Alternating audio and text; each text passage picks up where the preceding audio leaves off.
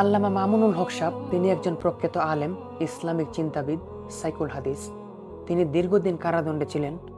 অবশেষে কারাদণ্ড থেকে মুক্তি হয়ে ঢাকার 13 আসন থেকে এমপি নির্বাচন করেছিলেন। সেই এমপি নির্বাচনে তিনি পরাজিত বরণ করেছেন, যদিও তিনি ভোট বেশি পেয়েছিলেন। তবে তার ভোট বেশি পাওয়ার মধ্যেও ব্যবধানটা ছিল খুবই কম। তাই তো প্রতিদ্বন্দ্বী প্রার্থী সেই নানান কৌশল অবলম্বন করে তার বিজয়টাকে ছিনিয়ে নেয়।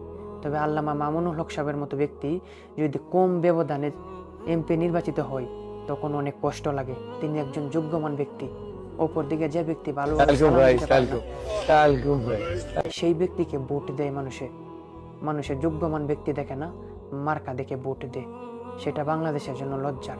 তিনি একজন প্রখ্যাত আলেম, যোগ্যমান ব্যক্তি ছিলেন।